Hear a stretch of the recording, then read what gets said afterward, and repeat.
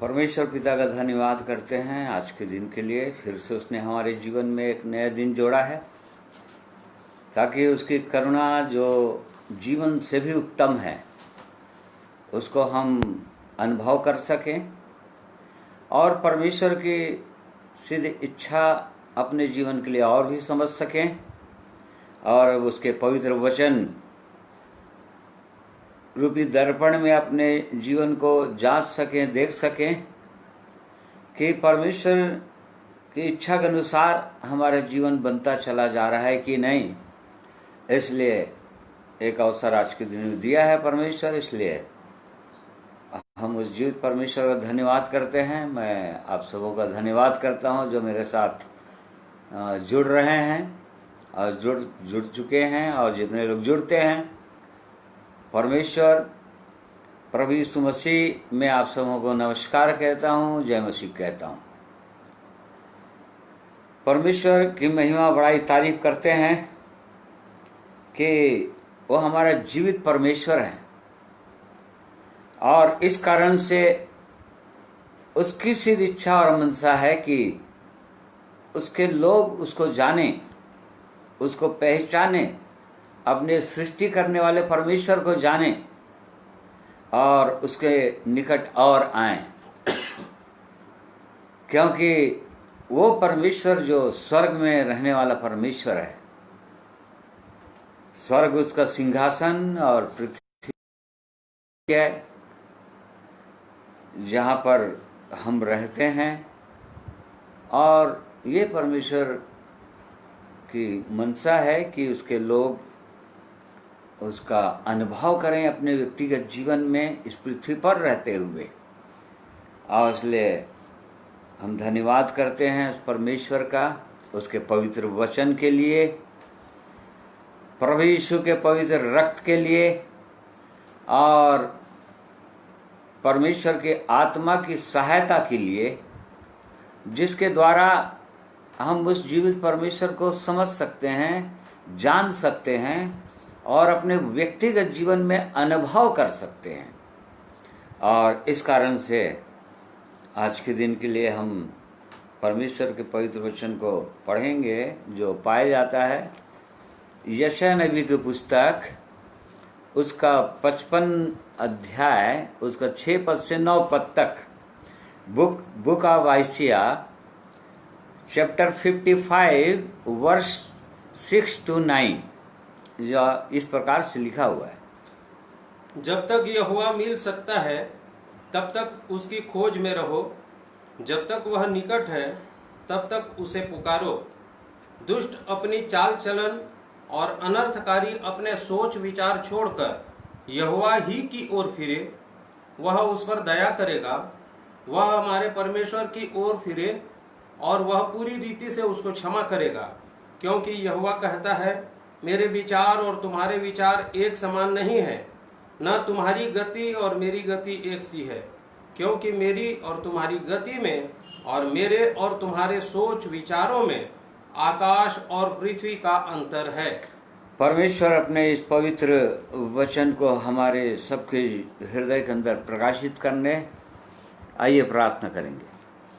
प्रेमी परमेश्वर पिता, आपका धन्यवाद करते हैं। आप हमारे जीवित परमेश्वर हैं, इसलिए आप अपने लोगों की चिंता करते हैं। धन्यवाद करते हैं आप अपने लोगों के साथ, अपनी प्रजा के साथ और पृथ्वी के हर निवासियों के साथ बातचीत करना चाहते हैं अपने पवित्र वचन के द्वारा, और चाहते हैं कि हर मनुष्य आप जीवित सच्चे परमेश्वर को व्यक्तिगत रीति से, अनुभव से जान जाएं। और इसलिए प्रेमी परमेश्वर इन वचनों के लिए धन्यवाद करते हैं। इन पर आज के दिन में हम ध्यान करना चाहते हैं, मनन करना चाहते हैं। प्यारे परमेश्वर, पवित्र आत्मा के द्वारा हम सबों की सहायता कीजिए, मेरी सहायता कीजिए बोलने के लिए। और वैसे ही मेरे प्रिय भाई बहन जितने लोग वचन को सुनते हैं उन सबों की सहायता कीजिए कि आप जीवित सच्चे परमेश्वर की सिद्ध इच्छा, उसके विचार, उसकी गति, उसका वेश को समझ सकें। प्रार्थना प्रभु यीशु के नाम में मांगते हैं, सुनिए, ग्रहण कीजिए। आमीन। इससे पहले कि परमेश्वर के वचन की ओर हम ध्यान लगाएंगे, हमारे इस समय प्रिय भाई नरेश हैं और उनके द्वारा हम एक गीत सुनेंगे।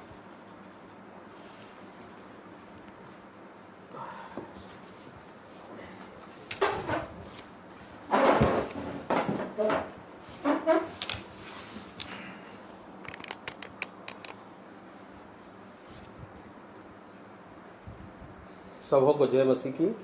जितने अभी जुड़ चुके हैं और जुड़ने वाले हैं, प्रभु यीशु मसीह के नाम से सबको सलाम।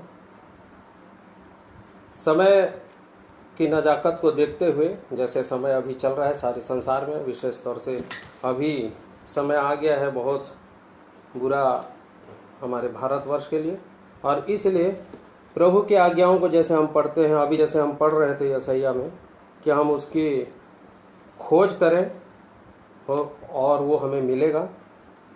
उसमें प्रभु हमारे साथ रहने की प्रतिज्ञा करते हैं, और जैसे लिखा है यहोशू,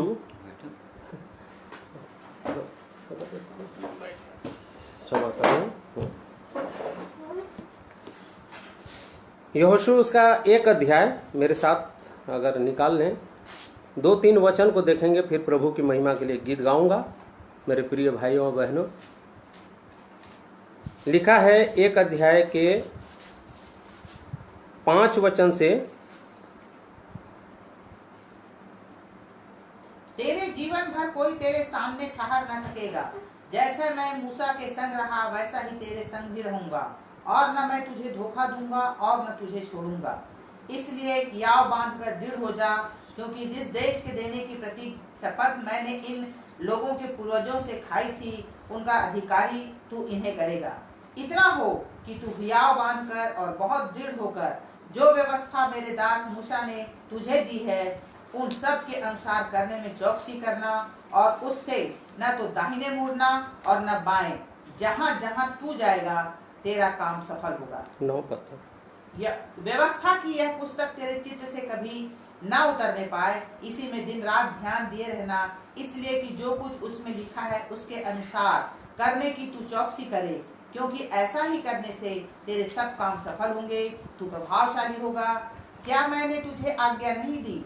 याव बांध कर दृढ़ हो जा, भय न खा और तेरा मन कच्चा न हो, क्योंकि जहाँ जहाँ तू जाएगा वहाँ वहाँ तेरा परमेश्वर यहोवा तेरे संग रहेगा।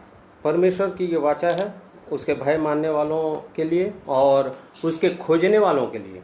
और इसी से हम और आगे आशीषित वचन को देखेंगे तो व्यवस्था विवरण उसका 31 अध्याय, जस्ट उससे 3 पन्ना पीछे पलटिए, व्यवस्था विवरण उसका 31, उसका 6वां पद को पढ़ेंगे। तू हियाव बांध और दृढ़ हो, उनसे न डर और न भयभीत हो, क्योंकि तेरे संग चलने वाला तेरा परमेश्वर यहोवा है, वह तुझको धोखा न देगा और न छोड़ेगा। देखिए, हियाव बांध और दृढ़ हो जा, वो तुझको कभी भी नहीं छोड़ेगा। प्रभु हमारे साथ वाचा बांधा है। यदि हम उसके खोज करते हैं और उसके साथ चलने के लिए हम दृढ़ संकल्प होते हैं, तो सचमुच में प्रभु परमेश्वर हमारे साथ रहते हैं। और उसी को प्रेरित इब्रानी उसके 13वां अध्याय को यदि पढ़ते हैं, उसमें 5वां वचन को, तुम्हारा स्वभाव लोभ रहित हो और जो तुम्हारे पास है उसी पर संतोष करो, क्योंकि उसने आप ही कहा है, मैं तुझे कभी न छोड़ूंगा और न कभी तुझे त्यागूंगा। और एक वचन, इसलिए हम बेधड़क होकर कहते हैं कि प्रभु मेरा सहायक है, मैं न डरूंगा, मनुष्य मेरा क्या कर सकता है। सचमुच में वो हमारा सहायक है। और ये हमारे ढाढ़स देने के लिए जो वचन हमारे लिए प्रभु ने कहा है, उस पर पूरा विश्वास करके यदि हम चलते हैं, तो चाहे हमारे सामने किसी भी प्रकार की विपत्तियां आती हैं, प्रभु हमारी सहायता करते हैं। इतना हो कि हम हियाव बांधें, दृढ़ रहें, उस पर विश्वास पूरा रखें। अन्यथा यदि डरते रहेंगे, कांपते रहेंगे तो उसमें हमें कोई फल नहीं मिलने वाला। और इसलिए आइए प्रभु की महिमा में मैं एक गाऊंगा, और आप सब भी इन गीतों को जानते हैं जो मेरे साथ जुड़े हुए हैं। इसको हम सब मिल करके इसमें बैठे।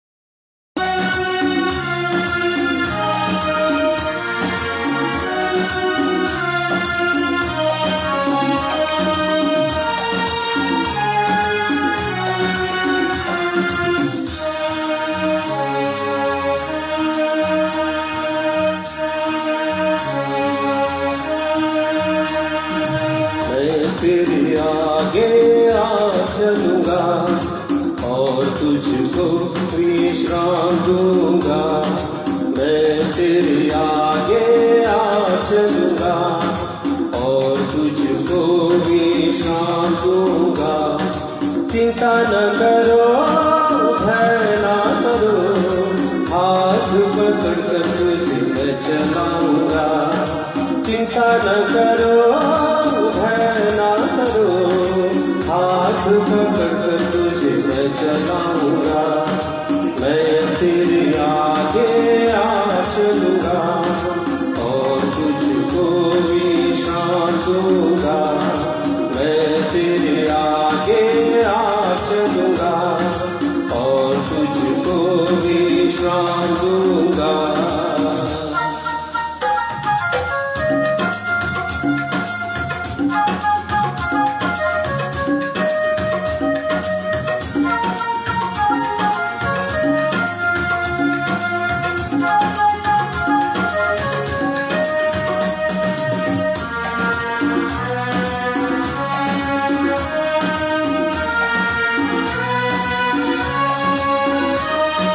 लाल समुंदर तेरे लिए रास्ता खोलेगा, शैतान की सारी सेना नाश हो जाएगी। यरदन नदी भी हटकर बहेगी, जीवन का फाटक तुम्हें स्वागत करेगा।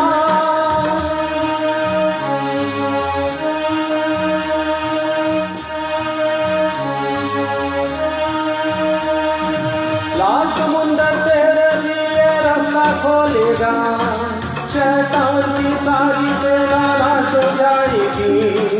यरदन नदी भी हटकर बहेगी, जीवन का फाटक तुम्हें स्वागत करेगा। मैं तेरे आगे आ चलूंगा और तुझको विश्राम दूंगा। मैं तेरे आगे आ चलूंगा और तुझको विश्राम दूंगा।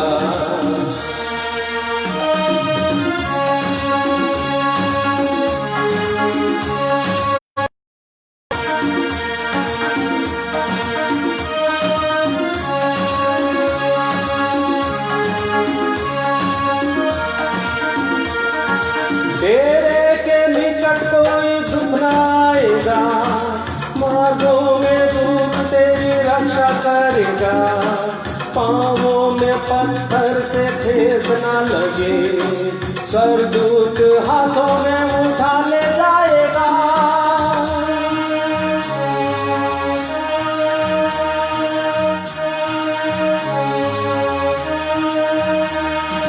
तेरे के निकट कोई दुख न आएगा, मार्गों में दूत तेरी रक्षा करेगा। पाँवों में पत्थर से ठेस न लगे, स्वर्गदूत हाथों में उठा ले जाएगा। मैं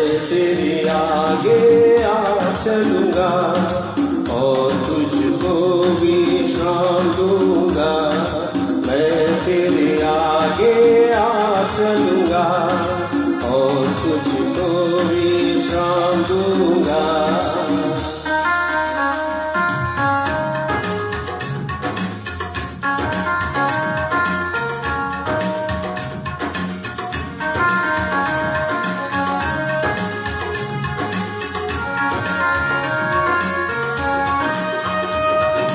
मारा का पानी भी मीठा लगेगा, यरीहो की शहर बना गिर पड़ेगी, सूर्य चंद्रमा की गति थम जाएगी, जीवन की ज्योति तुम्हें ले जाएगी।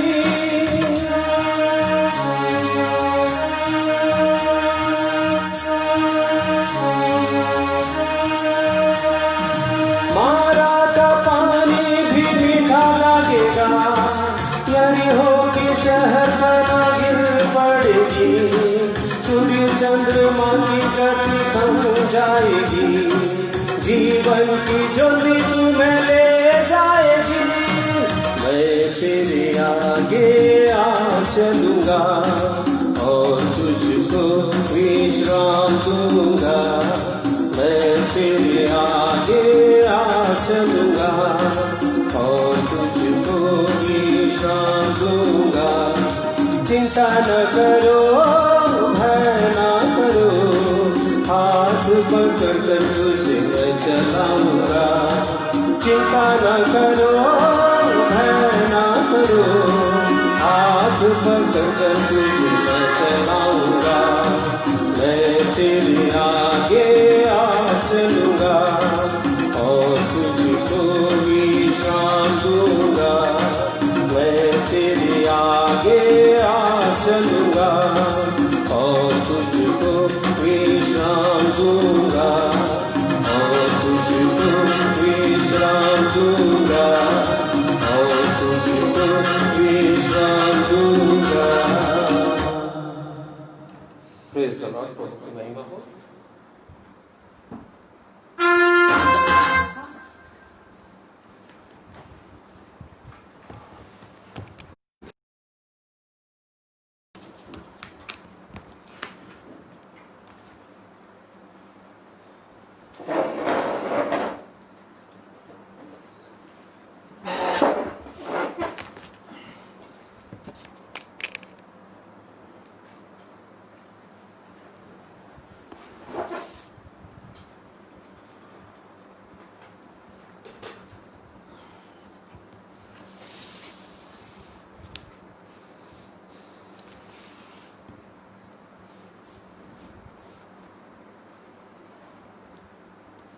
तो हम ऐसे परमेश्वर के लिए धन्यवाद करते हैं जो अपने लोगों के लिए ऐसी प्रतिज्ञा करते हैं। उसने ऐसी प्रतिज्ञा किया है कि मैं तेरे संग संग चलूँगा और तुझे उस स्थान तक पहुँचा दूँगा जिसकी प्रतिज्ञा मैंने किया है। और इस कारण से उस जीवित परमेश्वर को और भी अपने व्यक्तिगत जीवन में समझना, जानना हमको चाहिए। उसके नियमों को समझना चाहिए, उसकी गति को हमको समझना चाहिए। क्यों? उसके विचारों को हमको समझना चाहिए। परमेश्वर के विचार और हमारे विचार, परमेश्वर की गति और हमारे गति में, यहाँ पर वचन में हमने पढ़ा यशाया 55 उसका 8 वर्ष में कि कितना अंतर है। आकाश और पृथ्वी के बराबर अंतर है हमारे सोच विचार और उसके सोच विचार में, और हमारी गति और उसके गति में। और इस कारण से वो परमेश्वर चाहते हैं, कई बार इसीलिए नहीं चल पाते हैं। बहुत सारे लोग, परमेश्वर के लोग, परमेश्वर को अनुभव करने के बाद भी, नए जन्म का प्राप्त करने के बाद भी, उद्धार का अनुभव करने के बाद भी पापों की क्षमा प्राप्त करने के बाद भी उस जीवित परमेश्वर के साथ इसलिए नहीं चल पाते हैं क्योंकि उसकी गति को या उसके मार्ग को, उसके वे को नहीं समझ पाते हैं, नहीं जान पाते हैं। क्यों नहीं समझ पाते हैं? क्योंकि हमने देखा इस वचन में इतना अंतर है, आकाश और पृथ्वी का अंतर है, उससे भी अधिक वो अनंत परमेश्वर है, कितना अंतर होगा सोच लीजिए। और चूंकि उसको नहीं जान पाते हैं, उसके विचारों को, उसकी गति को, इस कारण से उस परमेश्वर के साथ जैसे चलना चाहिए वैसा नहीं चल पाते हैं। और कई बार उसकी गति को हम समझना नहीं चाहते हैं। परमेश्वर जो है अपनी गति या अपने मार्ग वे को बताना चाहता है परमेश्वर। जैसे कि भजन संहिता 103 अध्याय उसका 7वां पद पढ़िए। Psalm 107 verse 7, 103 verse 7। उसने मूसा को अपनी गति और इस्राएलियों पर अपने काम प्रकट किए। देखिए, परमेश्वर मूसा पर अपनी गति प्रकट किया, परंतु इस्राएलियों पर अपने काम प्रकट किया। इस्राएली लोग चूंकि परमेश्वर की गति को नहीं पहचान पाए, परमेश्वर के विचारों को नहीं समझ पाते थे, परमेश्वर के मार्ग को नहीं समझ पाते थे, वो केवल आश्चर्य कर्म देखना चाहते थे। और इस कारण से परमेश्वर इस्राएलियों पर, अपनी प्रजा पर अपनी गति प्रकट नहीं किया, अपने वे को प्रकट नहीं किया, अपने सोच विचारों को उस पर प्रकट नहीं किया, परंतु उसने मूसा पर प्रकट किया। आज बहुत सारे लोग ऐसे इस संसार में प्रभु के पास आते हैं, कुछ समस्याओं को लेकर आते हैं, शारीरिक समस्याओं को लेकर आते हैं, रोग बीमारियों को लेकर आते हैं, ये जानकर कि वो चंगा करने वाला परमेश्वर है।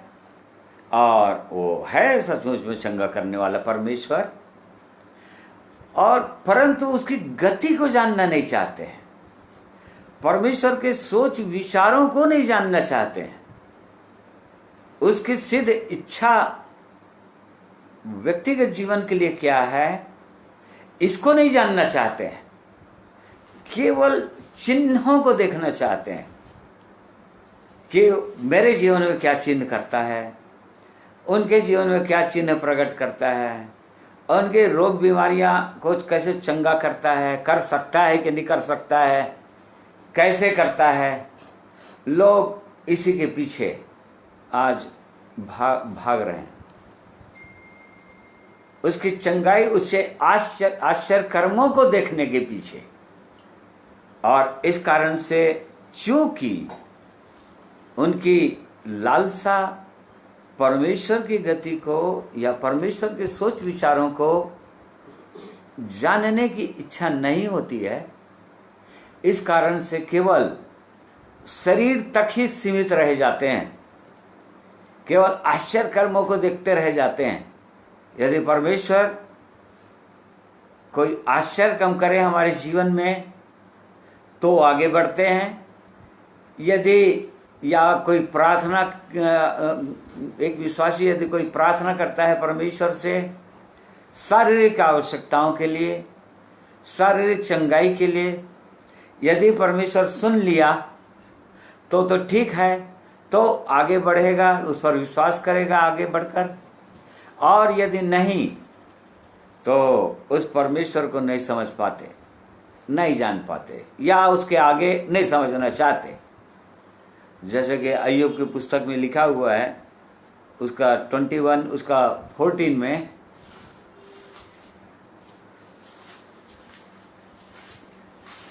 तो भी वे परमेश्वर से कहते हैं हमसे दूर हो, तेरी गति जानने की हमको इच्छा नहीं रहती। देख लीजिए, ऐसे बहुत सारे लोग वो केवल शरीर तक सीमित रह जाते हैं। वो शरीर में आश्चर्य कम देखना चाहते हैं और शरीर और भौतिक चीजों में उस परमेश्वर की आशीषों को पाना चाहते हैं। सब कुछ कुशल मंगल हो भौतिक रीति से, और तब तक उस परमेश्वर के साथ या परमेश्वर के मार्ग में या परमेश्वर पर विश्वास करते हुए, प्रभु यीशु पर विश्वास करते हुए आगे बढ़ेंगे बोलते हैं। परंतु जैसा अय्यूब ने कहा कि परंतु बहुत सारे लोग उसकी गति को, वो कैसा परमेश्वर है जो स्वर्ग में रहने वाला परमेश्वर है, वो क्या चाहता है, वो उसकी योजना क्या है मेरे व्यक्तिगत जीवन के लिए, इन बातों को जानना नहीं चाहते हैं। और इस कारण से जैसा चलना है वैसा नहीं चल पाते।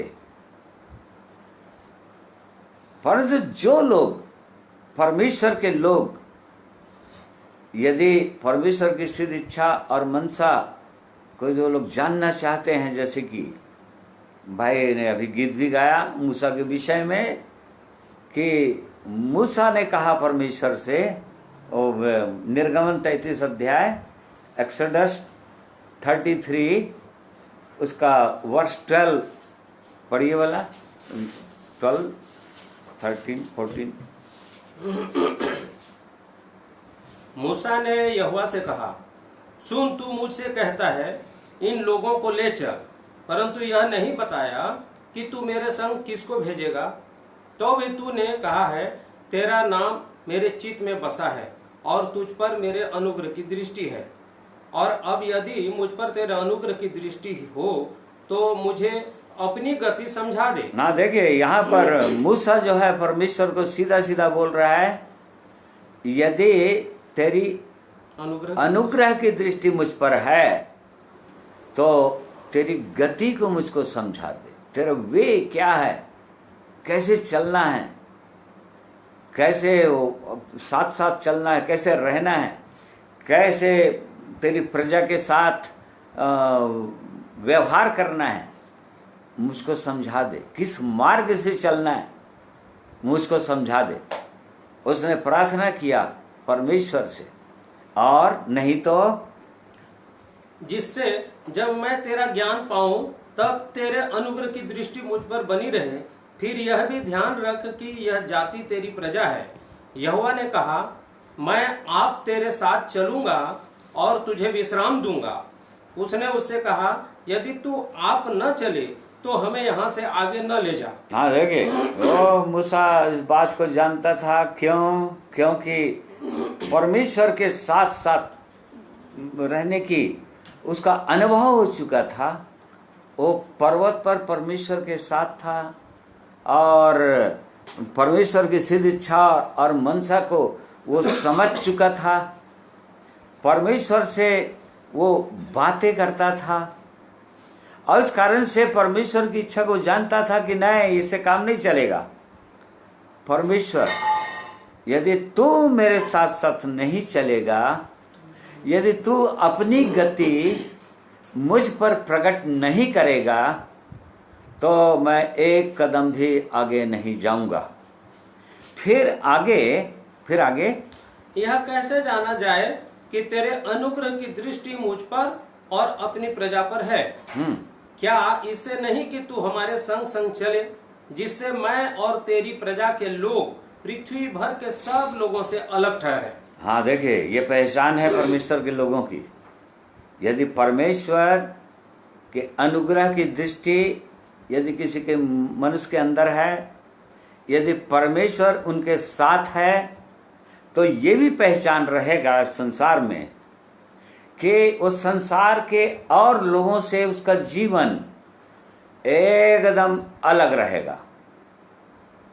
एकदम अलग जीवन होएगा उसका, अलग ठहरेंगे वो लोग कि ये परमेश्वर के लोग हैं। जैसा कि हमने पिछले समय देखा था कि इस्राएली लोग जब मिस्र देश में थे तो परमेश्वर ने उनके लिए बहुत सुंदर जगह ठहराया था वहां पर, गोशेन नाम का नगर, जहां कितनी भी 10 विपत्तियां आई परंतु परमेश्वर के लोगों के बीच में नहीं आई, एकदम अलग ठहरे।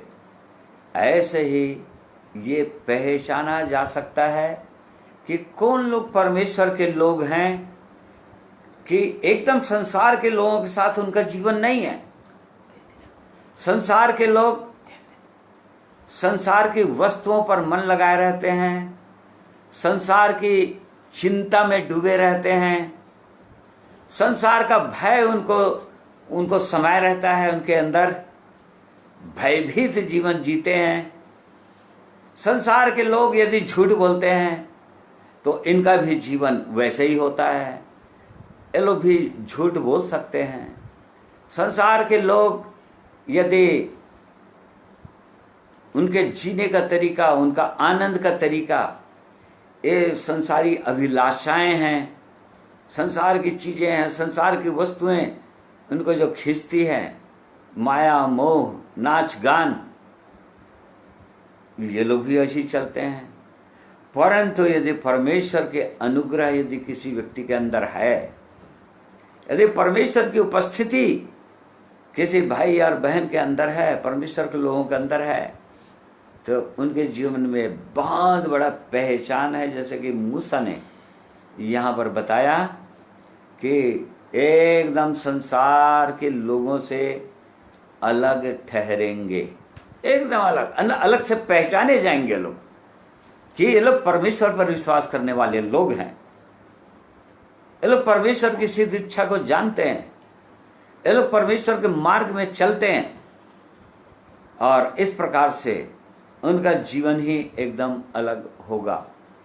और इस कारण से आज हमको जानने की इच्छा है, चाहिए, हमको भी यही चाहिए कि ना है परमेश्वर मेरे जीवन में वो आश्चर्य में हो या ना हो, भौतिक चीजों के लिए यदि हम प्रार्थना करते हैं, यदि मैं प्रार्थना करता हूं परमेश्वर इसका उत्तर दें या ना दे, इससे फर्क नहीं पड़ेगा, परंतु आप मेरे संग रहना चाहिए प्रभु जी, आपकी इच्छा, आपकी सिद्ध इच्छा मेरे जीवन में होना चाहिए। महान परमेश्वर, ये परमेश्वर की सिद्ध इच्छा और मनसा है कि ओ परमेश्वर जो स्वर्ग में रहने वाला परमेश्वर है, स्वर्ग उसका सिंहासन है, ये पृथ्वी उसके पांव की चौकी है, उसने अपने लोगों को पहले से ही ये सुंदर प्रतिज्ञा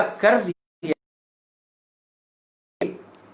वे ये लोग कैसे रहेंगे। वो व्यवस्था विवरण 11 अध्याय उसका 21 पद देखिए, बुक ऑफ ड्यूटरोनॉमी चैप्टर 11 वर्स 21 में इस प्रकार से लिखा हुआ है, उसका लास्ट वर्स है, वैसे पूरा पढ़ लो। 11 का 21।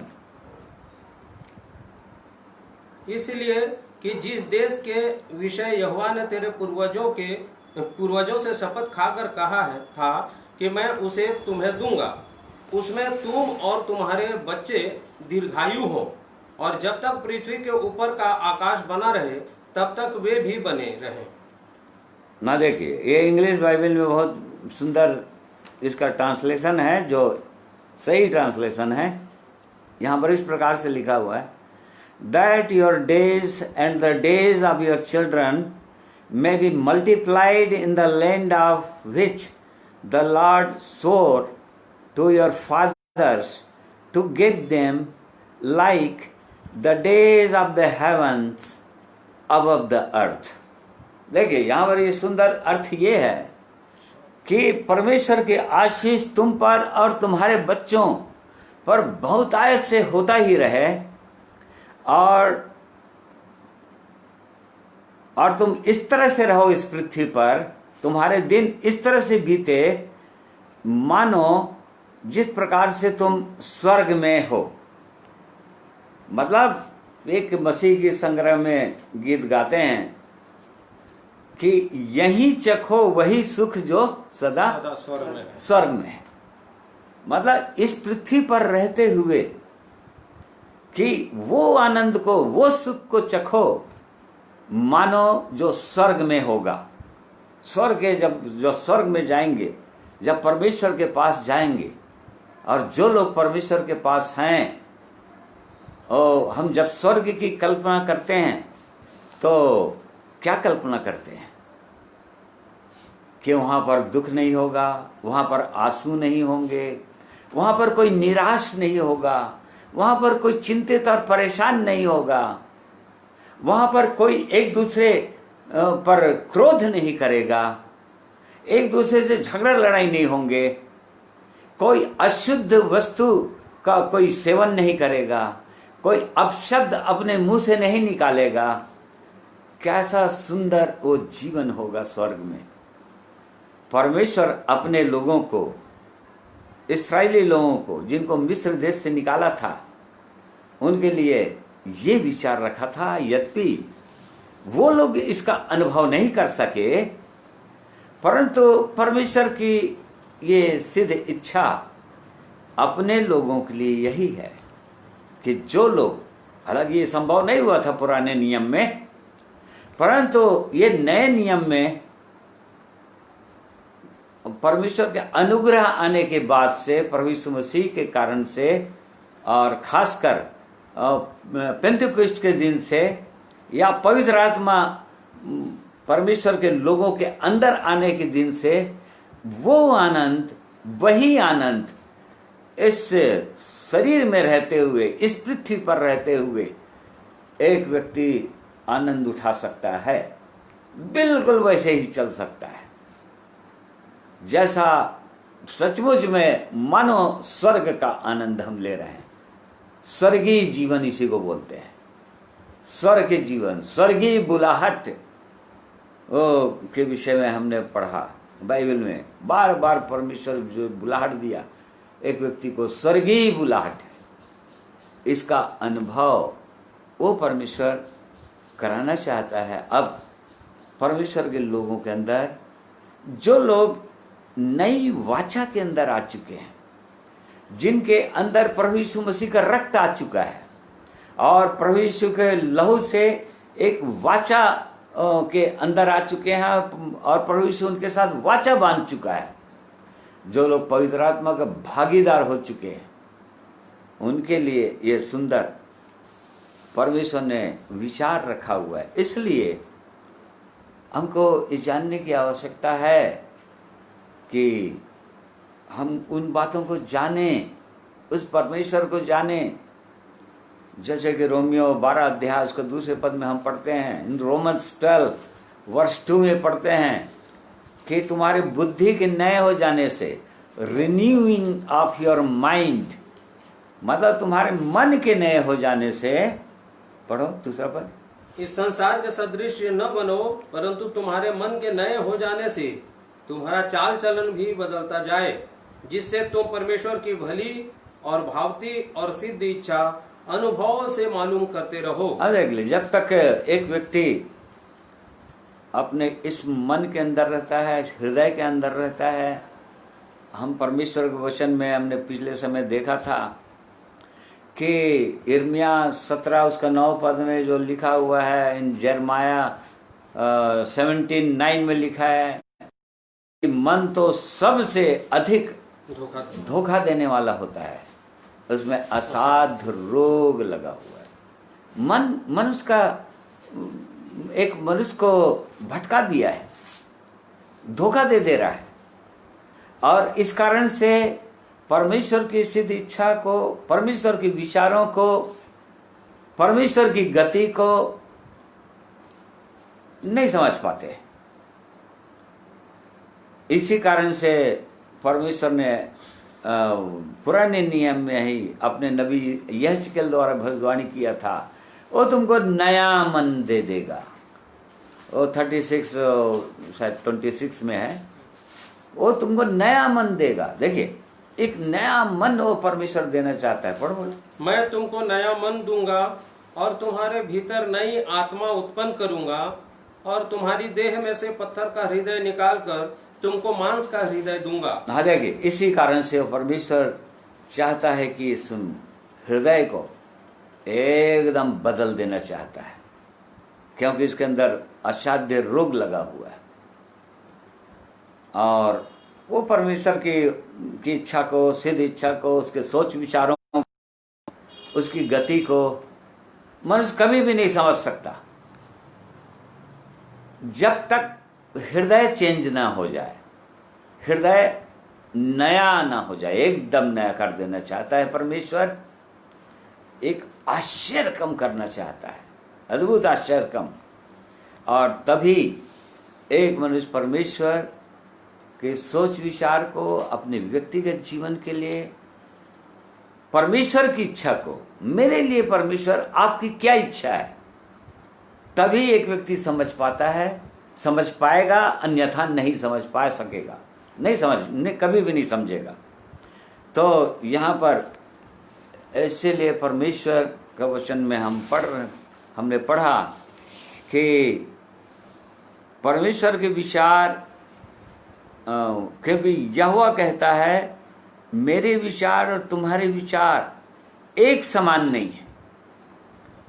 और जब तक परमेश्वर का विचार और एक मनुष्य का विचार एक समान नहीं होगा, तो कैसे करके साथ साथ परमेश्वर उस चलेगा, वो परमेश्वर के साथ साथ कैसे चल पाएगा, या परमेश्वर की इच्छा को वो कैसे जान पाएगा वो।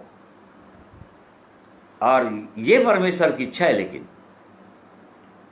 कि एक समान नहीं है, एक समान हो ना, तुम्हारी गति और मेरी गति एक सी है।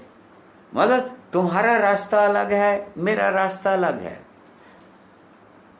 और इस कारण से परमेश्वर बताता था पुराने नियम में लोगों को, तो वो लोग समझ नहीं पाते थे कि उस परमेश्वर की क्या इच्छा है, वो परमेश्वर का मार्ग कैसा है, उसको नहीं समझ पाते थे।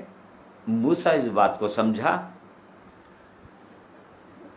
इब्राहिम बहुत हद तक उसकी इच्छा को समझा, परमेश्वर की इच्छा को समझा, यद्यपि कई बार वो भी अपनी समझ का सहारा लिया, परंतु तब भी ये परमेश्वर की सिद्ध इच्छा है कि हम उसको जानें, उस परमेश्वर को जो न तो आंखों से दिखता है, न तो कोई मनुष्य उसको देख सकता है, और न ही मनुष्य उसको समझ, जो कि नहीं देख सकता तो समझेगा कैसे, क्योंकि आंखों से दिखाई नहीं देता।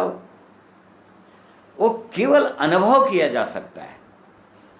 परंतु तभी जब परमेश्वर का विचार, परमेश्वर की इच्छा को अपने व्यक्तिगत जीवन के लिए हम समझना चाहें, उसके मार्गों को समझना चाहें, तभी वो हम पर प्रकट करेगा, और तभी करता है, और नहीं तो नहीं कर सकता, नहीं तो नहीं जानेंगे। फिर जैसे कि पुराने नियम में हम कई उदाहरण हैं जो हमारे लिए दृष्टांत है। पुराने नियम हमारे लिए दृष्टांत है। पुराने नियम की जो भी घटनाएं हुई हैं, जो सच्ची घटनाएं, इतिहास है, जो हमारे लिए दृष्टांत बन गए। जैसे कि शाऊल को परमेश्वर ने कहा कि अमालेकियों को पूरी रीति से समाप्त कर। वो नहीं समझ सकता था, नहीं जान पाता था, क्योंकि परमेश्वर की इच्छा को उसने जाना नहीं, उसको जानने की इच्छा नहीं किया, और इस कारण से वो नहीं समझ पाया। जबकि पुराने नियम जब मिस्र की गुलामी से परमेश्वर अपने लोगों को छुड़ाया, मिस्र, हम जानते हैं कि मिस्र अभी के लिए दृष्टांत के रूप में हमारे लिए है, जो इस संसार का सदृश्य है, जो संसार पूरा अंधकार में डूबा हुआ है। बिल्कुल मिस्र देश बिल्कुल वैसी उसका प्रतीक है। वैसे ही मेमने के लहू से लोग छुड़ाए गए। मेमना नए नियम के अंदर प्रभु यीशु को दिखाता है। प्रभु यीशु वो मेमना बना वो बलिदान चढ़ गया। फिर लाल समुद्र को हम देखते हैं, जो बैप्टिज्म का वो दृष्टांत है, पहला कुरिन्थियों 10 अध्याय उसका 1-2 पद में लिखा हुआ है, को दृष्टांत के रूप में था। फिर उसके बाद यरदन नदी, जो मृत्यु का सेल्फ, अपने व्यक्तिगत जीवन को क्रूस पर चढ़ाना, मरने का जीवन, अपने आप को क्रूस पर चढ़ाने का जीवन, उसका दृष्टांत है।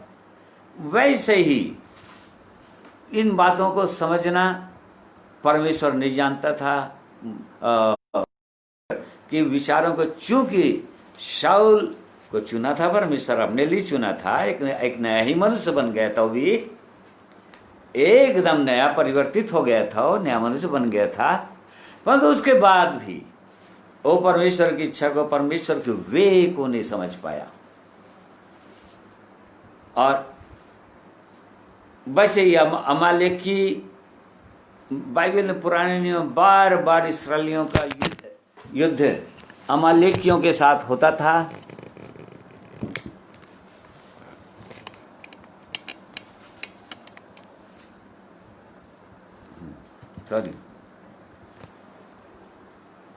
अमालेकियों के साथ बार बार अमालेकी लोग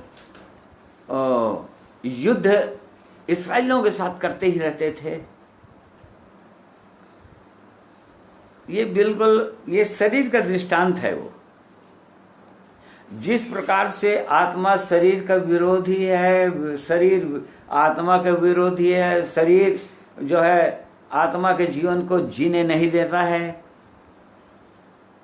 स्वतंत्र रीति से एक व्यक्ति दोनों का पालन नहीं कर सकता, क्योंकि शरीर संसार की चीजों की ओर खींचता है।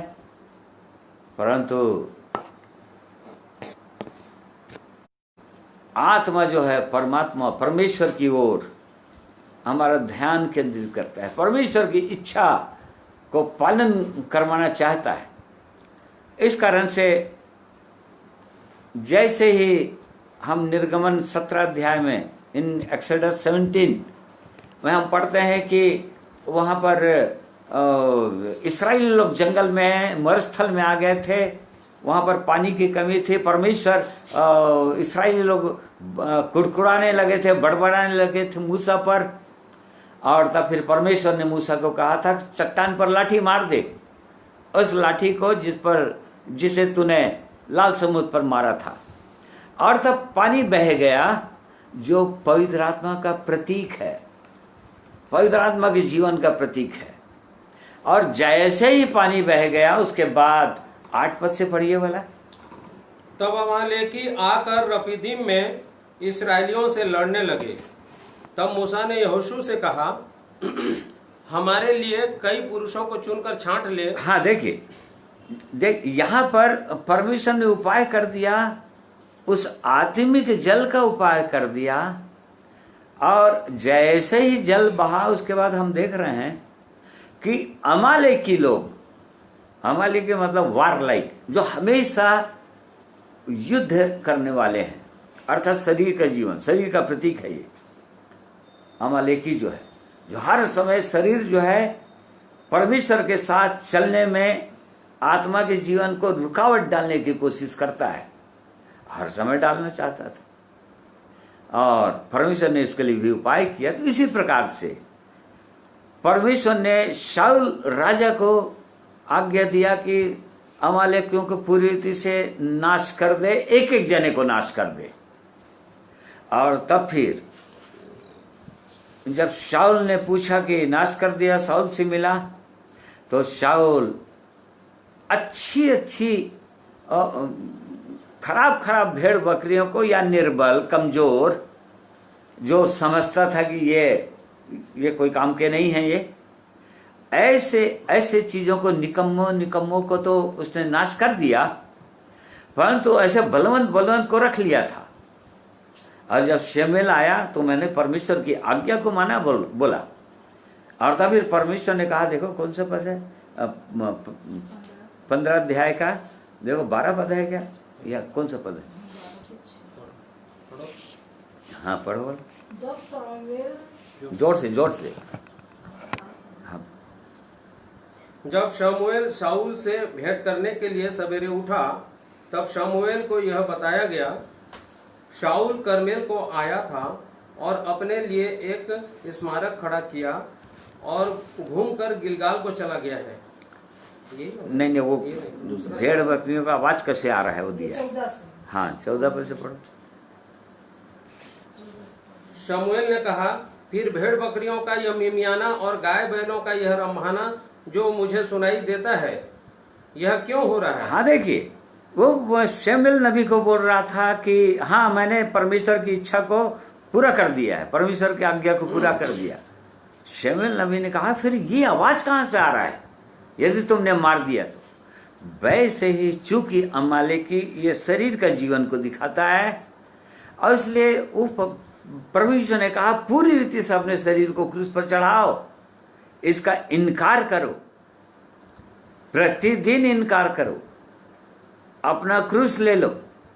और इसलिए बहुत सारे अंगों को जिसको हम समझते हैं ये हमारे काम का है, उसको हम नहीं चढ़ाते हैं। और जो निर्बल है, जो आसानी से हम इसको हटा सकते हैं अपने जीवन से, और जिसको हटाने से कोई तकलीफ भी नहीं है क्योंकि कोई बहुमूल्य चीज नहीं है, वो उसको हटा देते हैं विश्वासी लोग। परंतु जो बहुमूल्य चीज है उसको नहीं हटाते। मनुष्य अपने सोच विचारों से काम लेने लगता है। इसीलिए प्रभु यीशु ने कहा, पिता से प्रार्थना किया, पिता को धन्यवाद दिया है, पिता मैं तेरा धन्यवाद करता हूँ। मत्ती 11:25 में लिखा है, इन मैथ्यू 11:25 में कि हे पिता मैं तेरा धन्यवाद करता हूँ कि तू इन बातों को ज्ञानियों और समझदारों से छिपा रखा परंतु बालकों पर प्रकट किया। जो लोग इंटेलिजेंट, जो लोग क्लेवर हैं, क्लेवर माइंडेड हैं, जो लोग समझते हैं कि ये सही है वो सही है अपनी दृष्टि में, संसार की दृष्टि में, ऐसे लोगों को इस अद्भुत जीवन को इनको छिपा कर रखा परमेश्वर। परंतु मैंने इन बालकों पर प्रकट किया, अर्थात उन पर जो पूरी रीति से प्रभु मूर्ख बनकर आ जाते हैं परमेश्वर के चरणों में, प्रभु यीशु के चरणों में, प्रभु मैं कुछ नहीं जानता, प्रभु मैं मूर्ख हूँ, क्योंकि संसार का ज्ञान, संसार की बुद्धि, संसार की समझ ये मुझको आप तक नहीं ला पाया, मैं आपको जान नहीं पाया। ये संसार का ज्ञान के द्वारा मैं आप जीव सच्चे परमेश्वर को समझ नहीं पाया। जो लोग ऐसा आते हैं प्रभु यीशु के पास, वो लोग इस सुंदर जीवन को पा लेते हैं। इसलिए ये इन बातों का हमको समझने की आवश्यकता है। उसने पूछा, इसीलिए साउल ने कहा कि, और बाद में हम आगे देखते हैं, परमेश्वर ने शमूएल नबी को कहा इसलिए कि तूने ऐसा किया है। वो 13 अध्याय उसका 12 पद पढ़ेंगे तो वहां पर लिखा है कि, पढ़िए। तब मैंने सोचा कि फलिस्ती गिलगाल में मुझ पर अभी आ पड़ेंगे और मैंने यहोवा से विनती भी नहीं की है। ना देखिए, शमूएल नबी शाऊल को बोला था गिलगाल में जाना उधर, और मैं 8 दिन के अंदर आ रहा हूं और तब तक तो वहीं पर ठहरे रहना। परंतु यहाँ पर मिकमास में और फलिस्ती लोग इस्राएली लोगों के साथ युद्ध करने के लिए आ चुके थे। यहाँ पर शाऊल बोला कि मैंने सोचा, देख लीजिए अपना विचार, और फिर उसने ये भी बताया मैंने विनती भी नहीं किया परमेश्वर से। मतलब परमेश्वर के विचारों को इस स्थान पर जानने की उसने इच्छा नहीं किया, अपना सोच विचार लगाया। इसी कारण से परमेश्वर ने कहा कि दुष्ट अपने सोच विचार और अपनी बुद्धि को दूर करे। यशाया, फिर देखेंगे यशाया 55 में हम लोग देख रहे थे। हाँ, दुष्ट अपनी चाल चलन और अनर्थकारी अपने सोच विचार छोड़कर यहोवा ही की ओर फिरे, वह उस पर दया करेगा। वह हमारे परमेश्वर की ओर फिरे और वह पूरी रीति से उसको क्षमा करेगा। हाँ, क्योंकि यहोवा कहता है। हाँ, देख लीजिए, क्योंकि यहोवा कहता है। मतलब इसलिए कि वो उस परमेश्वर के ये विचार हैं, इसलिए उन सब को दुष्ट बोलता है। परमेश्वर की दृष्टि में दो प्रकार के दुष्ट होते हैं ना, संसार की दृष्टि में दुष्ट जो नीति वचन 24 अध्याय में लिखा हुआ है, और उसके बाद मलाकी 3 अध्याय में लिखा हुआ है 18 पद में कि परमेश्वर की दृष्टि में दुष्ट कौन लोग ठहरते हैं। तो इसलिए हर वे लोग जो लोग अपने सोच विचार, अपनी इच्छा, अपनी समझ के अनुसार परमेश्वर के वचन को समझना चाहते हैं और अपनी इच्छा से चलना चाहते हैं, परंतु परमेश्वर की इच्छा के अधीन नहीं होते हैं, परमेश्वर की इच्छा का पालन नहीं करना चाहते, उन सबको वो कहता है। इसलिए कहता है कि दुष्ट अपने चाल चलन और अपने अनर्थकारी अपने सोच विचार को छोड़कर यहोवा ही की ओर फिरे, वह उस पर दया करेगा, वह हमारे परमेश्वर की ओर फिरे और वो पूरी रीति से उसको क्षमा कर देगा।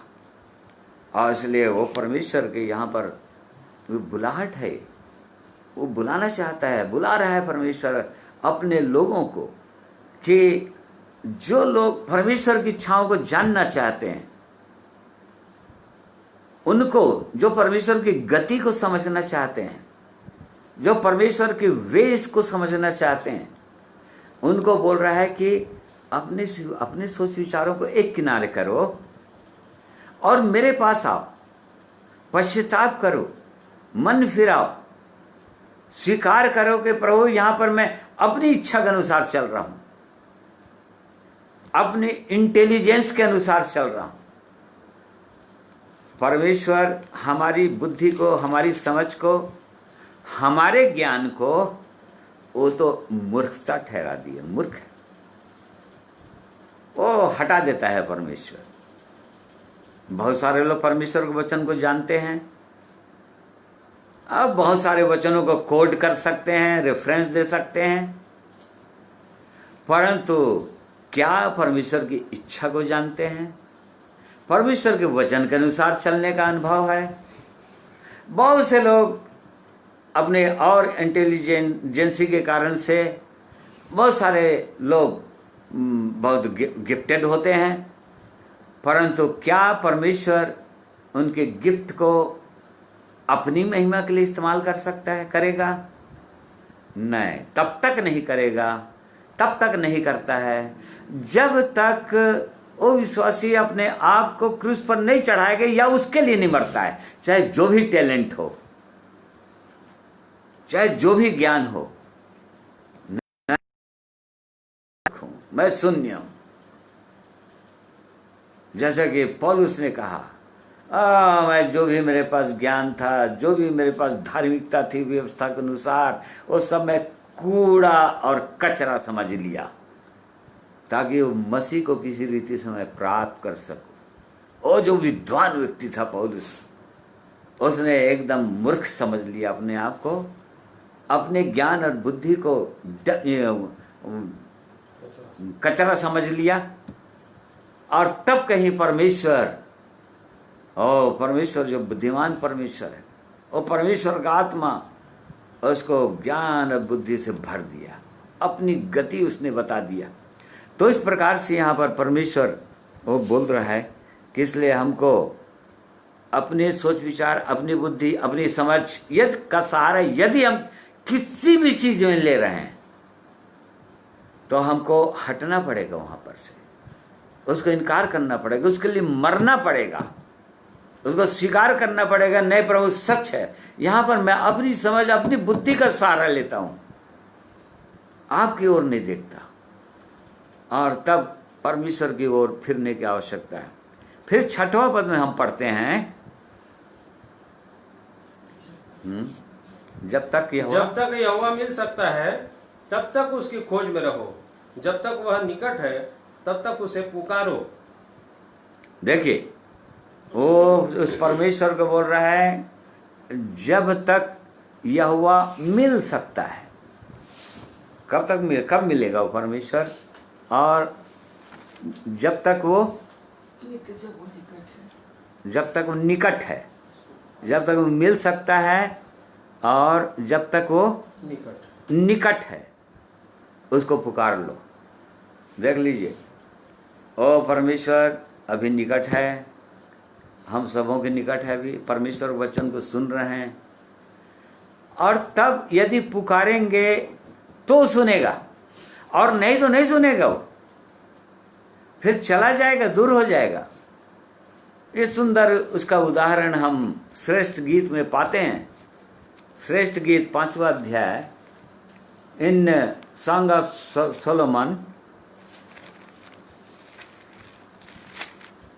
चैप्टर 5 उसका दूसरा पद पढ़ो तो। मैं सोती थी परंतु मेरा मन जागता था, सुन मेरा प्रेमी खटखटाता है और कहता है, हे मेरी बहन, हे मेरी प्रिय, हे मेरी कबूतरी, हे मेरी निर्मल, मेरे लिए द्वार खोल। हाँ, क्यों? क्योंकि मेरा सिर ओस से भरा है और मेरी लटें रात में गिरी हुई बूंदों से भीगी हैं। यहाँ पर वो प्रेमी जो प्रभु यीशु को दिखा रहा है, और प्रेमी का जो कलीसिया को दिखा रहा है, जो प्रभु यीशु मसीह की दुल्हन है, जो उसकी पत्नी है, उसको बता रहा है यहाँ पर। तो यहाँ पर ये लिखा हुआ है कि वो उसका अपना अनुभव वो बता रही है, कलीसिया बता रही है। यह कि एक विश्वासी का ये अनुभव है कि मैं सोती थी परंतु मेरा मन जागता था, सुन मेरा प्रेमी खटखटाता है और कहता है कि मेरे लिए द्वार खोल। क्यों? क्योंकि मेरा सिर ओस से भरा हुआ है। आशीषों को दिखाता है ओस, बाइबल के अंदर, पुराने नियम के अंदर, कि मेरा सिर ओस से, या मेरे पास वो स्वर्गीय आशीषें हैं जो मैं तुझको देना चाहता हूं, और इसलिए वो द्वार को खटखटा रहा है।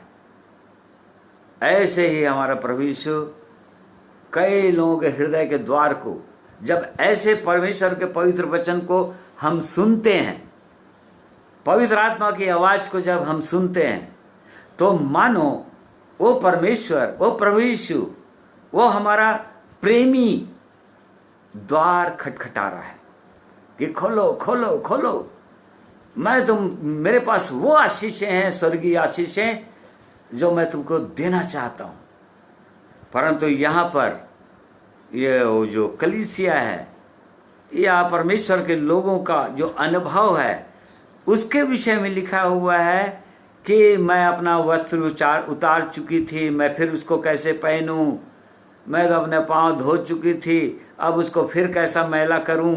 अर्थात मैं अपने घर में आ चुकी हूं और मैं सब कुछ आराम हो गया है मेरा, अब मैं नहीं आ सकती, मैं द्वार नहीं खोल सकती। अभी एकदम निश्चिंत जीवन हो गया, अपने में खोने का जीवन हो गया, निश्चिंतता का जीवन आ गया, आलस्य का जीवन आ गया, कि वो द्वार खोलने के लिए भी नहीं उठ पा रही है। वो उसकी आवाज को सुन रही है, अपने प्रेमी की आवाज को सुन जा अवश्य रही है, परंतु द्वार को खोलने के लिए भी, वो उठने के लिए उसके पास समय नहीं है।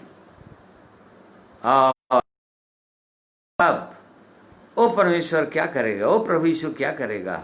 उसने बहुत कोशिश किया, बहुत ही कोशिश किया कि मेरे प्रेमी ने अपना हाथ किवाड़ के छेद के भीतर डाल दिया, तब मेरा हृदय उसके लिए उमड़ पड़ा। मतलब यहां तक उसने कोशिश किया, प्रेमी ने अपने वचनों के द्वारा इतना उत्तेजित किया, पवित्र आत्मा इतना उसको उभारा कि वो काफी उसका हृदय तैयार हुआ। परंतु फिर भी उसके बाद काफी देर करने लगी, और तब उसके बाद उसका दूसरा अनुभव हो गया। ओ परमेश्वर, ओ प्रभु यीशु, ओ प्रेमी। उसके बाद क्या लिखा है? 5 और 6 पद पढ़िए। मैं अपने प्रेमी के लिए द्वार खोलने को उठी और मेरे हाथों से गंधरस टपका, और मेरी उंगलियों पर से टपकता हुआ गंधरस बेंडे की मूठों पर पड़ा। मैंने अपने प्रेमी के लिए द्वार तो खोला, परंतु मेरा प्रेमी मुड़कर चला गया था। जब वह बोल रहा था तब मेरा प्राण घबरा गया था। हाँ, देख लीजिए, मैंने उसको ढूंढा परंतु न पाया। मैंने उसको पुकारा परंतु उसने कुछ उत्तर न दिया। देखिए प्रिय भाइयों और बहनों, इसीलिए यहाँ पर परमेश्वर के वचन में हमने पढ़ा, जब तक वो परमेश्वर मिल सकता है, जब तक वो परमेश्वर निकट है, उसको ढूंढो, उसको पुकारो, उसको आने दो अपने जीवन के अंदर, और नहीं तो वो वहाँ से चला जाएगा, वो हट जाएगा फिर। और तब जब समय खत्म हो गया, तब ये अनुभव वो बता रही है, वो प्रेमिका या प्रभु के लोगों के पास ये अनुभव होता है कि जब परमेश्वर पुकारता है, जब वो पुकारते रहता है, जब छिदे हुए हाथों को पुकारते रहता है, जैसे कि नीति वचन 1 अध्याय में हम पढ़ते हैं, उसका 24 अनोट्स में हम पढ़ते हैं कि मैं तो तुमको पुकारते रहा, अपने हाथों को फैलाए रहा, परंतु तुमने मेरी सारी सम्मति को अनसुनी कर दिया। तुमने मेरी आवाज को तुम सुनना ही नहीं चाहे, और तुम उसको खोलना ही नहीं चाहे। मैं आवाज देते ही रहा, परंतु तुम उठना नहीं चाहे। और तब जब तुम्हारे जीवन में वो भयानक विपत्ति आ जाएगी, तब मैं तुमसे बहुत दूर जा चुका हूँगा, और तब फिर तुम पुकारोगे मुझे, कितनों भी पुकारोगे, और तब फिर मैं नहीं सुनूंगी। पढ़ो उसी पद पर। मैंने तो पुकारा परंतु तुमने इनकार किया, और मैंने हाथ फैलाया परंतु किसी ने ध्यान न दिया, वरन तुमने मेरी सारी सम्मति को अनसुनी किया और मेरी ताड़ना का मूल्य न जाना।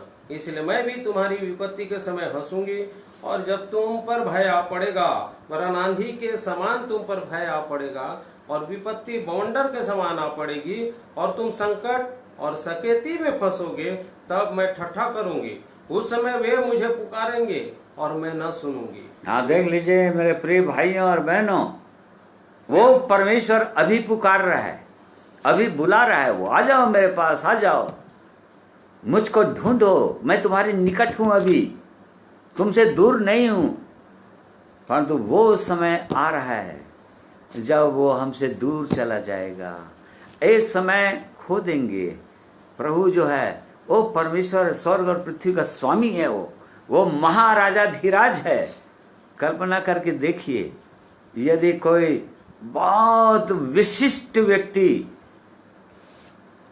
वीवीआईपी व्यक्ति, यदि देश का प्रधानमंत्री के साथ यदि आपका अपॉइंटमेंट है कि वो 10:30 बजे आपसे मिलेगा, वो तो आप कितना समय तक उनसे मिलने के लिए रेडी हो जाएंगे, या उनसे मिलने के लिए कितना समय पहुंच जाएंगे?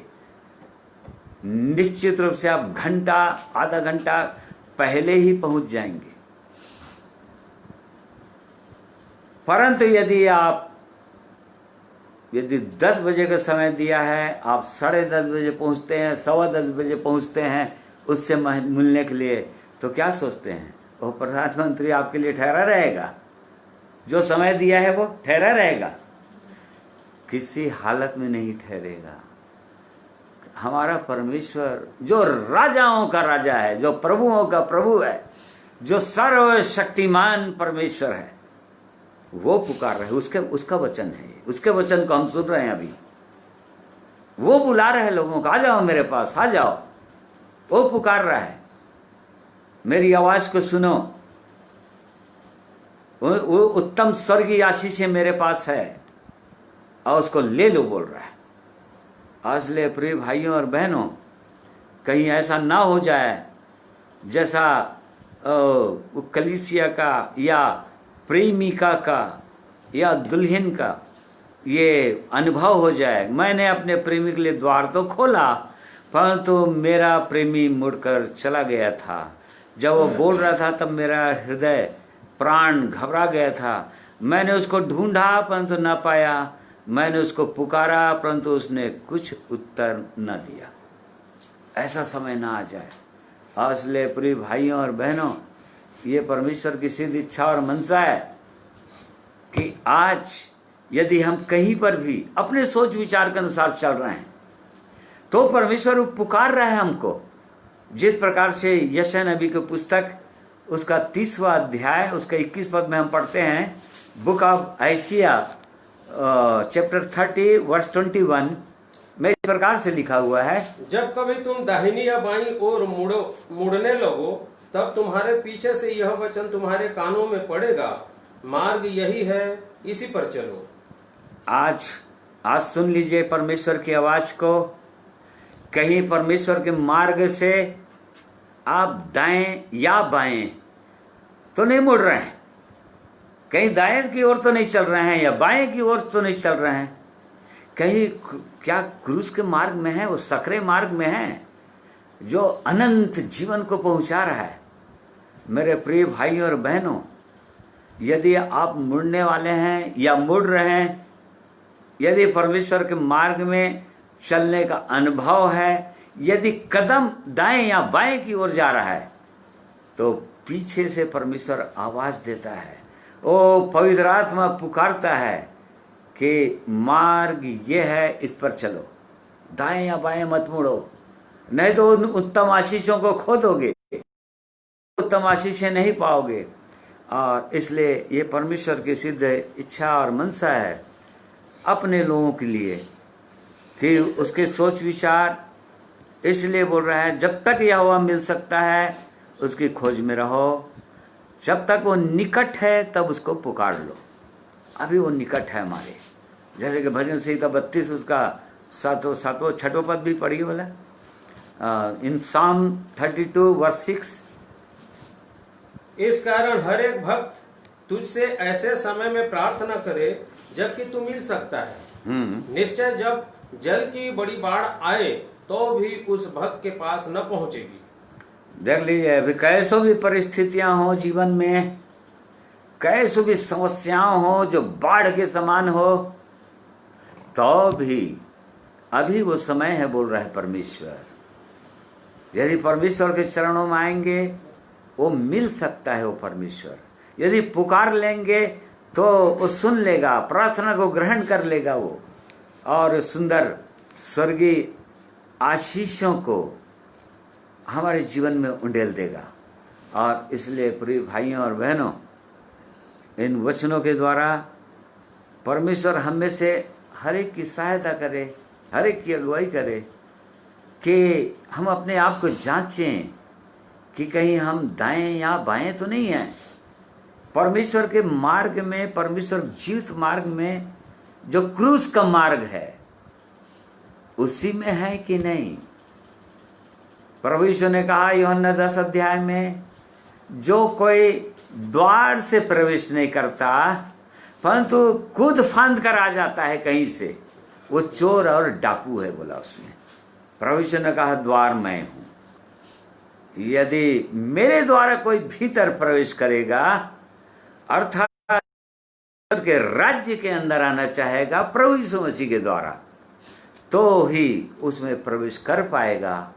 और अन्यथा अपने उपाय से, अपनी युक्ति से, अपनी धार्मिकता से, अपने धर्म के कामों से यदि उस परमेश्वर को प्राप्त करना चाहेगा तो किसी भी रीति से कोई भी व्यक्ति प्राप्त नहीं कर पाएगा। इसलिए परमेश्वर इन वचनों के द्वारा हम में से हर एक की सहायता अगुवाई करे। आइए एक गीत और सुनेंगे भाई के द्वारा, और इस गीत के द्वारा भी हम सब कोई अपने अपने जीवन को जांच सकते हैं कि परमेश्वर अवसर देना चाह रहा है और भी, ताकि गंभीर होकर इन वचनों के प्रकाश में जिनको आपने सुना है और अपने हृदय को जांच सकते हैं, परमेश्वर को बुला सकते हैं, प्रभु यीशु को बुला सकते हैं।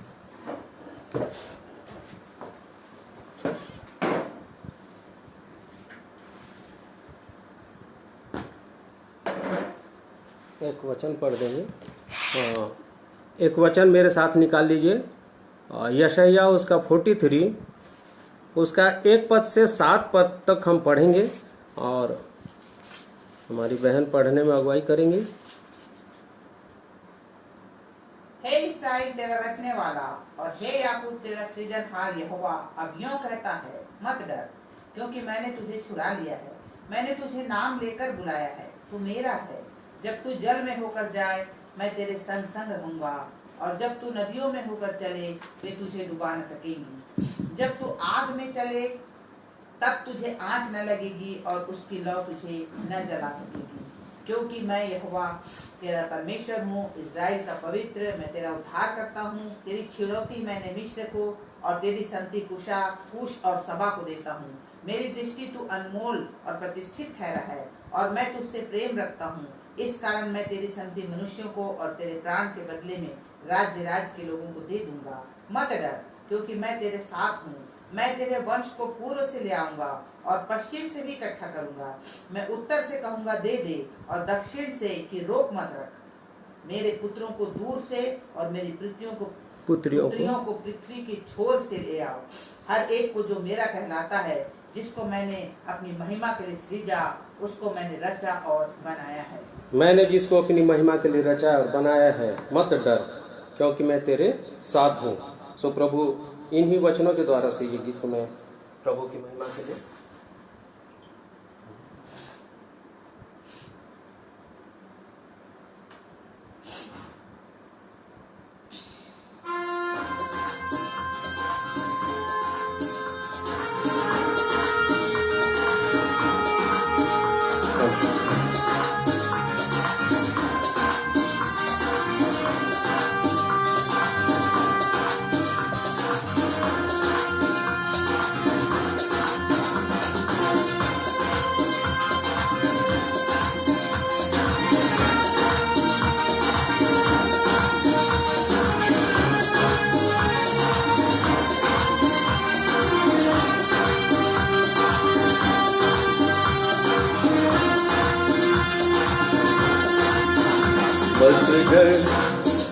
मैंने तुझको छुड़ाया है, मत डर, मैंने तुझको छुड़ाया है।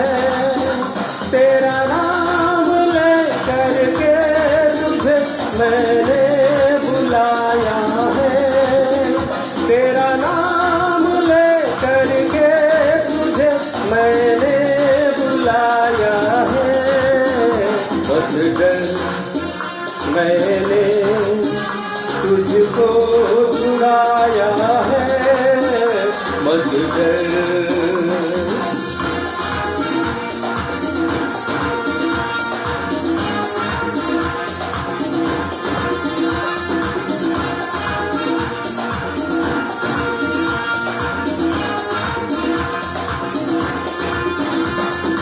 जब तू जल में से होकर जाए संग संग मैं रहूंगा, जब तू नदियों से होकर चले तेरे संग संग मैं चलूंगा।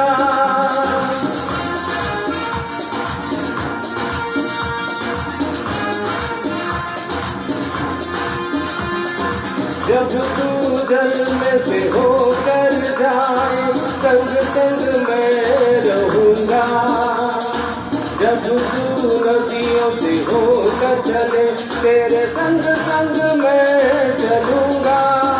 ना डुबा सकेगी ये तुझे तेरा यहोवा,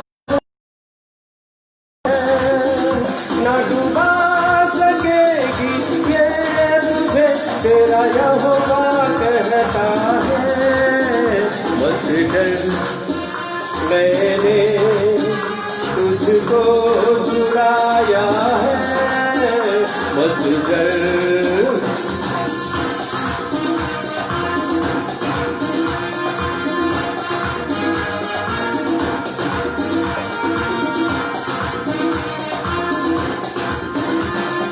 जब तू आग के बीच में से होकर के चलेगा, जब तू आग की लौ में से होकर के चलेगा,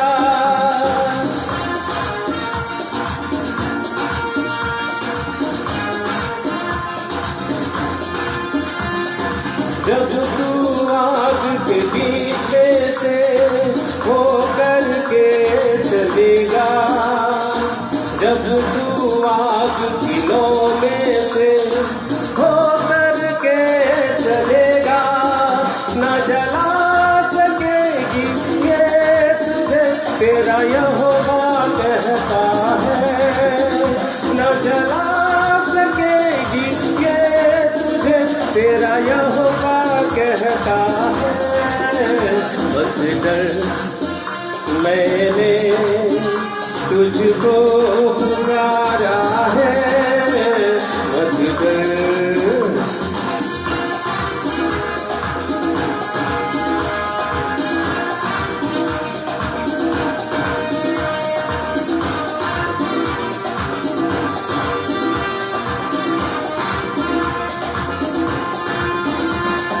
मुझसे पहले कोई न हुआ न बाद में कोई होगा, मेरे हाथ से कोई तुझे कभी भी छुड़ा न सकेगा।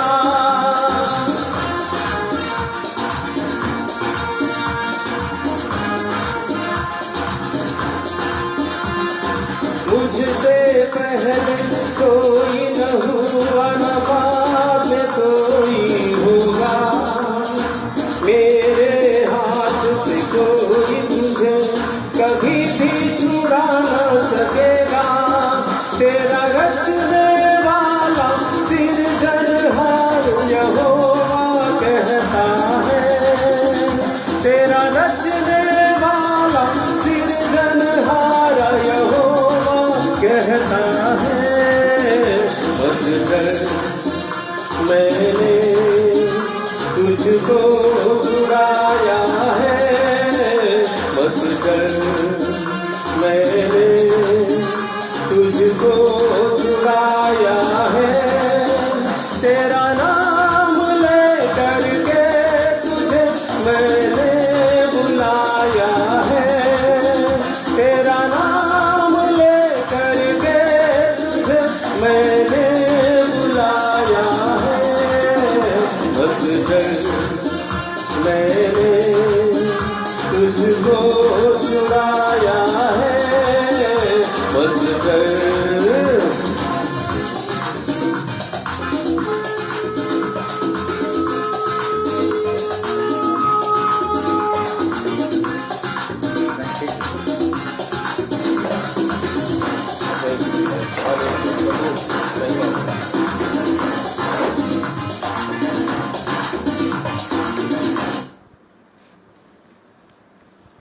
सुंदर गीत के लिए भाई को धन्यवाद देते हैं और परमेश्वर के वचन के लिए भी धन्यवाद देते हैं, उसके आह्वान के लिए धन्यवाद देते हैं। हमारा परमेश्वर अपने लोगों को हर समय निडर रखना चाहते हैं। वो चाहते हैं कि हम किसी बात के लिए भयभीत ना हो, चाहे दुनिया में कुछ भी हो जाए। परमेश्वर अपने लोगों को निश्चिंत रखना चाहते हैं, निडर रखना चाहते हैं और इस कारण से उस जीवित परमेश्वर का हम धन्यवाद करते हैं सब बातों के लिए। आइए प्रार्थना करेंगे। प्रेमी परमेश्वर पिता, आपका धन्यवाद करते हैं हमारे उद्धारकर्ता प्रभु यीशु मसीह में। आज के दिन में आपने हमारी सहायता किया अपने पवित्र वचनों के द्वारा कि हम आप जीवित सच्चे परमेश्वर को व्यक्तिगत रीति से जानें, आपकी सिद्ध इच्छा को अपने लिए समझें, आपकी गति को समझें, न केवल इस संसार की बातों की ओर ध्यान लगाएं या शरीर की बातों की ओर ध्यान लगाएं या शारीरिक रीति से ही हम आशीषों को देखते ना रहें, परंतु वास्तव में आप जीवित सच्चे परमेश्वर को अपने व्यक्तिगत अपने हृदय के अंदर पाएं और आपके साथ साथ चलने का अनुग्रह को पाएं। इसलिए आज के दिन में आपने अपने पवित्र वचन के द्वारा हम सबों की सहायता किया। महान परमेश्वर, आपने मेरी सहायता किया, मेरे प्रिय भाइयों और बहनों की सहायता किया। जितने लोग सुने हैं आपने सबकी सहायता किया। भाई नरेश की सहायता किया इन महिमा के गीतों को गाने में, और महान परमेश्वर ने सब बातों के द्वारा अपने पवित्र वचनों के द्वारा हमें से हर एक को आशीषित कीजिए। हर एक को मैं आपके हाथों में सौंप देता हूँ। प्रार्थना प्रभु यीशु के नाम में मांगते हैं, सुनिए, ग्रहण कीजिए। आमीन। प्रिय भाइयों बहनों, आप सबों को मैं धन्यवाद करता हूँ जितने लोग आज के दिन मेरे साथ जुड़कर परमेश्वर के वचन को सुने हैं। परमेश्वर आप सबों को और भी बहुतायत से आशीषित करें।